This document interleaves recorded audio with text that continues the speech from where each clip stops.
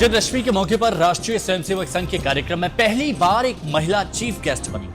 ये संघ के इतिहास में एक ऐसा बदलाव है जिसे भविष्य का संघ कैसा होने वाला है, इसकी एक झलक दिखाई पड़ती है।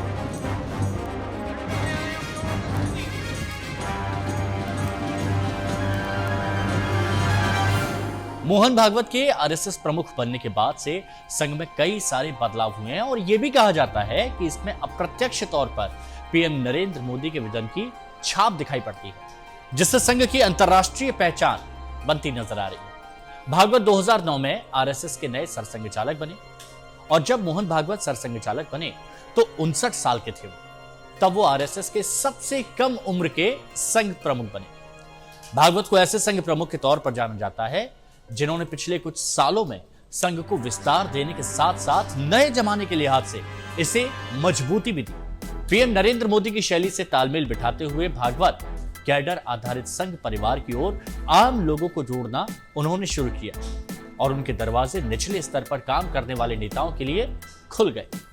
और इस वीडियो में हम इसी बात का विश्लेषण करेंगे कि मोहन भागवत के आने के बाद आरएसएस में क्या क्या तब्दीली आई है। पैंट में बदलाव। भागवत के ही कार्यकाल के दौरान संघ के खाकी नेकर को बदल दिया गया और 2016 में इसकी जगह पैंट ने ले ली।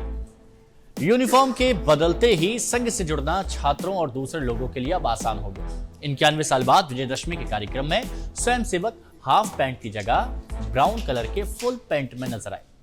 1925 में संघ की स्थापना के बाद से खाकी निकर संगठन की पहचान रही। 1940 तक संघ के यूनिफॉर्म में खाकी कमीज और निकर होती थी। बाद में खाकी कमीज की जगह सफेद कमीज ने ले ली। सोशल मीडिया की ताकत को पहचाना गया। मोहन भागवत जब संघ प्रमुख बने उस समय तक सोशल मीडिया का ऐसा विस्तार नहीं हुआ था जो आज के वक्त पर है, आज के दौर में है। लेकिन भागवत ने इसकी ताकत को पहचाना। वो खुद भी ट्विटर पर आए।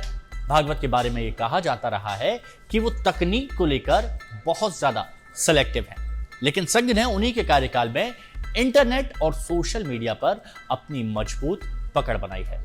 और उन्हीं के कार्यकाल में बीजेपी ने 2014 का लोकसभा चुनाव जीता और केंद्र में नरेंद्र मोदी की सरकार भी बनी। इस चुनाव में सोशल मीडिया ने बहुत अहम भूमिका निभाई थी। अल्पसंख्यकों से बातचीत। पिछले महीने कई मुस्लिम बुद्धिजीवियों ने संघ प्रमुख मोहन भागवत से मुलाकात की थी और मुलाकात करने वालों में भारत के पूर्व मुख्य चुनाव आयुक्त SY कुरैशी, दिल्ली के पूर्व लेफ्टिनेंट गवर्नर नजीब जंग, अलीगढ़ मुस्लिम यूनिवर्सिटी यानी AMU के पूर्व कुलपति, सेना के पूर्व वरिष्ठ अधिकारी जमीरुद्दीन शाह, पूर्व सांसद और पत्रकार शाहिद सिद्दीकी और बिजनेसमैन सईद शेरवानी की मुलाकात मोहन भागवत से दिल्ली स्थित आरएसएस के कार्यालय में हुई। मुस्लिम समुदाय से जुड़े धार्मिक नेताओं और व्यक्तियों की मुलाकातों का सिलसिला संघ के 5वें प्रमुख KS सुदर्शन के समय से जारी है। लेकिन मोहन भागवत ने दो धार्मिक समुदाय के बीच गलतफहमियों पर जो बर्फ जमी हुई थी उसको पिघलाने के लिए इस कवायद को धार दी। माना जा रहा है कि आरएसएस अपनी मुस्लिम विरोधी छवि को तोड़ने और मुसलमानों के एक तबके को अपने साथ जोड़ने की कोशिश के तहत संपर्क अभियान चला रखा है। भागवत अलग अलग मौकों पर मुस्लिम उलेमाओं के साथ बैठक करते हैं, ये हम देखते भी रहे हैं। सितंबर 2019 में मोहन भागवत ने दिल्ली में आरएसएस कार्यालय में जमीयत उलेमाए हिंद के जो प्रमुख थे मौलाना सैयद अरशद मदनी से मुलाकात की और यह मुलाकात उस समय हुई थी जब बाबरी मस्जिद और राम मंदिर विवाद की सुनवाई देश की सर्वोच्च न्यायालय यानी सुप्रीम कोर्ट में चल रही थी। मोहन भागवत की मुस्लिम धर्मगुरुओं और बुद्धिजीवियों से मुलाकातें और संवाद नायास नहीं है। यह संघ की उस अहम रणनीति का हिस्सा है जिसमें वो मुस्लिम और ईसाइयों के साथ लगातार संवाद बढ़ाने पर जोर दे रहे हैं ताकि धर्म आधारित दूरियां कम की जा सके। मोहन भागवत ने आज विजयदशमी के कार्यक्रम में इस बारे में कहा भी है कि आरएसएस की ओर से अल्पसंख्यकों से बातचीत कोई पहली बार नहीं है। आरएसएस ने पहले भी ऐसा किया है। डॉक्टर हेडगेवार के समय में ऐसा चला आ रहा है और गुरुजी ने जिलानी से मुलाकात की थी। तब से ही हमारा सभी वर्गों के साथ संवाद चलता आ रहा है। महिला मुख्य अतिथि को बुलाना।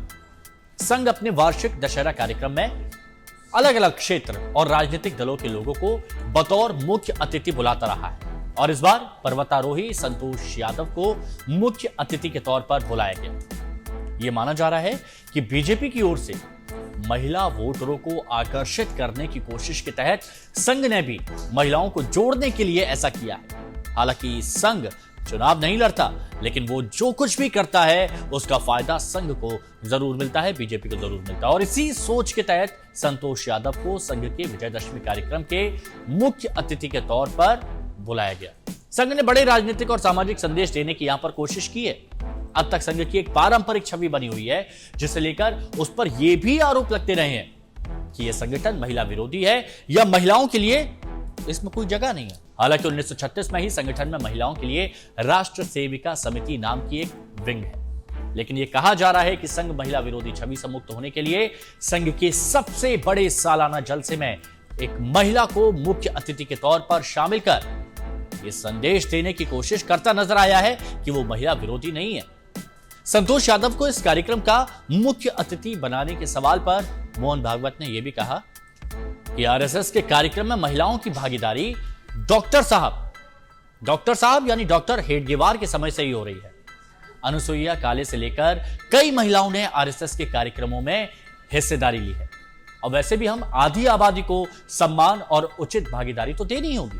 और ऐसी और भी कई खबरों के लिए आप बने रहें टाइम्स ऑफ नवभारत के डिजिटल प्लेटफॉर्म के साथ।